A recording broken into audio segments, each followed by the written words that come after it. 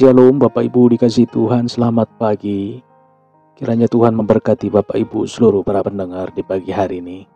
Sehat-sehat, tidak kurang suatu apapun.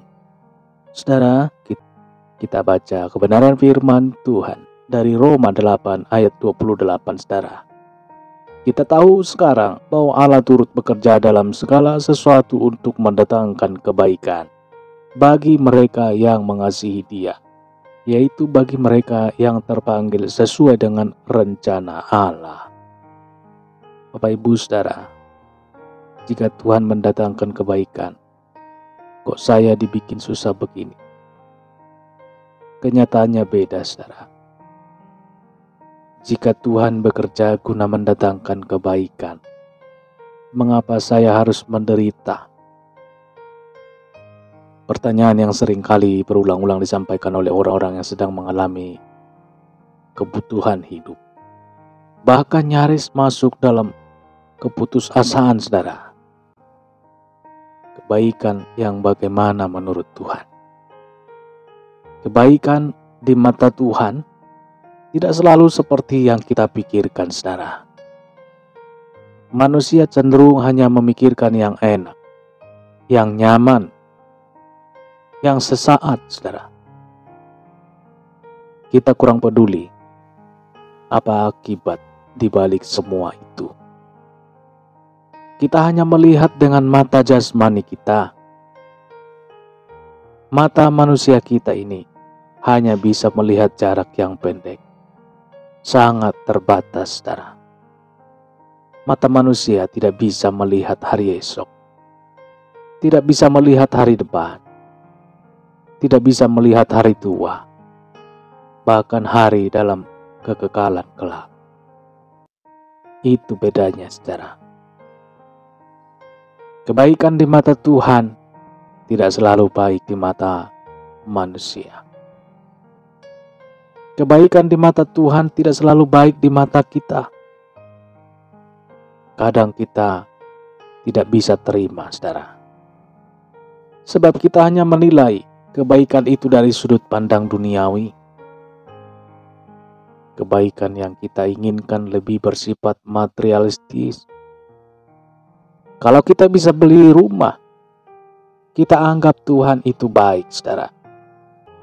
Cara pandang seperti ini adalah cara pandang yang salah, saudara. Kita hanya menginginkan kebaikan menurut versi kita, menurut kedagingan kita. Saudara, pandangan tentang kebaikan yang benar. Jika kebaikan itu berarti kaya, maka bukan itu yang dimaksud dalam ayat renungan kita hari ini. Sebab banyak anak Tuhan yang mengasihi Tuhan sungguh-sungguh tidak diberikan kekayaan duniawi. Jikalau kebaikan itu berarti sehat, juga keliru, saudara.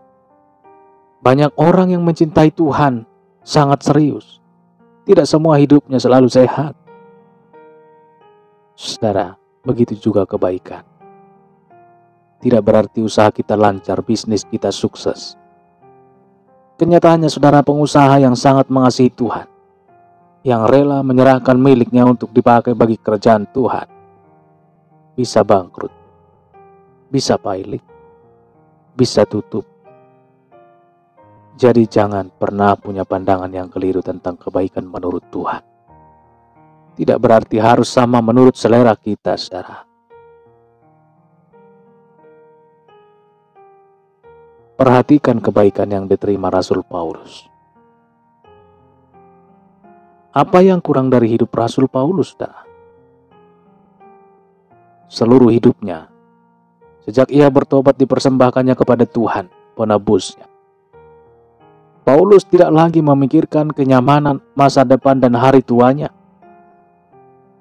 Bahkan secara ekstrim, Paulus tidak lagi mengurusi dirinya, kebutuhan hidupnya sehari-hari. Paulus tidak pernah menjadi kaya, saudara. Ia juga tidak selalu sehat. Bahkan kita telah belajar dari Paulus ketika ia berkata ada duri dalam dagingnya. Pertanyaannya, jika kesehatan, kekayaan, atau kesuksesan bukan itu yang dimaksud dengan kebaikan, kebaikan seperti apa yang disebutkan dalam ayat kita hari ini, renungan kita hari ini. Saudara, kita baca kembali. Kita tahu sekarang bahwa Allah turut bekerja dalam segala sesuatu untuk mendatangkan kebaikan bagi mereka yang mengasihi Dia, yaitu bagi mereka yang terpanggil sesuai dengan rencana Allah. Mendatangkan kebaikan bagi orang yang mengasihi Tuhan. Lalu siapa yang dimaksud dengan orang yang mengasihi Tuhan? Orang yang mengasihi Tuhan adalah orang yang berusaha melakukan apa yang berkenan kepada Tuhan, apa yang menyenangkan hati Tuhan, saudara. Orang yang mengasihi Tuhan tidak pernah memikirkan untuk mengasihi dirinya lebih dahulu. Orang seperti ini adalah orang yang rela berkorban apapun. Yang penting menyenangkan hati Tuhan. Bagi orang-orang seperti inilah Tuhan merencanakan segala sesuatu untuk mendatangkan kebaikan. Tidak ada keluhan walaupun hidup dalam kepahitan. Orang yang mengasihi Tuhan tidak pernah berkeluh kesah tentang masalah yang dialaminya. Sekalipun peristiwa yang terjadi membuatnya menderita. Orang seperti ini akan rela menerima apapun yang menimpa hidupnya. Ia paham bahwa setiap kejadian dalam hidupnya ada campur tangan Tuhan di dalamnya. Puji Tuhan. Pasti ada rencana Tuhan bagi dirinya. Seperti itulah keyakinannya. Jadi tidak ada masalah jika ada peristiwa yang pahit menghempas hidupnya. Beda dengan orang yang belum mengasihi Tuhan, atau yang mengasihi Tuhan tidak sungguh-sungguh.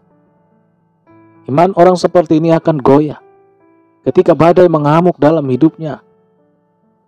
Saudara dikasihi Tuhan, Yusuf adalah pribadi yang sangat mengasihi Tuhan. Setiap kita pasti pernah mendengar kisah perjalanan kehidupan Yusuf, saudara. Penuh dengan onak dan duri. Mengapa Yusuf sanggup melewati semua itu? Bukan untuk waktu yang singkat, saudara. Dari usia remaja hingga menjadi seorang pemuda. 13 tahun lamanya ia hidup dalam penderitaan yang amat sangat, saudara. Tetapi Yusuf tidak pernah mengadu kepada Tuhannya. Tidak juga berkeluh kesah kepada orang-orang di sekitarnya. Tidak sampai menyerah kepada dirinya. Yusuf menjalani dengan penuh keyakinan bahwa ia akan sampai ke tempat tujuan, yakni janji Tuhan yang hebat itu. Haleluya. Kuncinya tidak lain, tidak bukan Yusuf sangat mengasihi Tuhan, saudara. Ia tidak mau menyangkal Tuhannya. Ia tidak mau keluar dari jalan rencana Tuhan. Semuanya itu diikutinya walaupun ia harus masuk ke dalam penjara. Yusuf hebat, saudara. Saudara mau menjadi seperti Yusuf? Apakah kita mau menjadi seperti Yusuf? Seandainya saja kita bisa seperti Yusuf, maka setiap peristiwa yang terjadi dalam hidup kita, sekalipun pahit, akan terasa manis, saudara. Yakinlah bahwa itu semua akan mendatangkan kebaikan bagi kita. Itu semua mendatangkan kebaikan bagi saudara. Apabila saat mendengarkan renungan ini, saudara, Anda merasa belum berada di posisi Yusuf, maka segeralah untuk berubah posisi hati Anda. Jika Anda menyadari Anda belum mengasihi Tuhan dengan sepenuh hati, inilah saatnya untuk Anda memutar ulang gelombang hidup saudara, untuk tertuju kepada Tuhan, mengasihi Tuhan dengan sepenuh hati. Kalau itu kita sudah lakukan, maka dipastikan saudara, kita akan menerima kebaikan Tuhan di ujung peristiwa yang kita rasakan pahit. Saudara, jadilah manusia hebat seperti Yusuf. Jika Yusuf bisa, saudara, mengapa kita tidak? Puji Tuhan.